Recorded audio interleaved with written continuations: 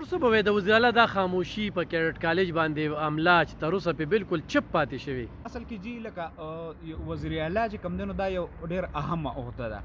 او بل په صوبه کې داسې قسمه یو صورتحال پیدا شي یا داسې قسمه حملې وشي نو پکار دا دی چې که نور څه نه وي نو چې څه ناڅه بیانات یا چې کوم دی نو مذمت یا داسې قسمه چې کوم سکیورټي فورسز لګیایي نو چې د هغې د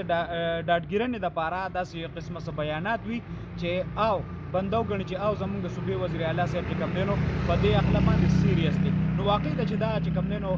ښه خبره نه ده چې یاره وزیر اعلی صاحب تقریبا د 4.5 کروړو عوامو وزیر اعلی دی او هغه داسې یو اهم خبره باندې چپ پاتې شي نو دغه چې کوم دی نو ماحول هغسې بیا هغه اثر چې کوم دی نو جوړوي دا خبره نو په دې خو موږ چې ډېر خفه یو او داسې کار دی چې دا خو بل هغې خو بولو ته مې کوره کړه چې موږ به داسې کار کوو نو موږ د خپل کار مې دا وایو چې موږ د نه وروستو نه یو بیا بیا دې بھرپور جواب وله ورکړې ودرېده او دا د طبیعي دغه حل یې وکړي دا چې 40 کاله موږ وساتله او جواب یې دا شو نو موږ پاک فوج سره کلک ولاړ یو بالکل نن یې په اسلام آباد کې وکړله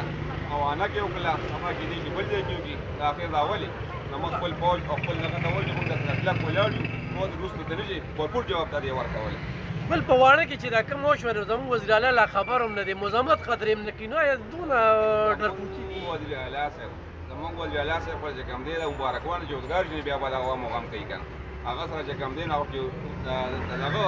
د جلسې او د جلسو نه اوزګار شي بیا چې د ملاقات نه اوزګار شي بیا به د عوامو غم کوي بیا چې زموږ وزیر صاحب چې وزیر اعلی صاحب لږ ویښ شه بیا چې د ملک کوم طرف ته روانه ده صوبه کوم طرف ته روانه ده خدای مسلمانه لږ را ویښ شه بیا چې د دې عوامو غم وکړه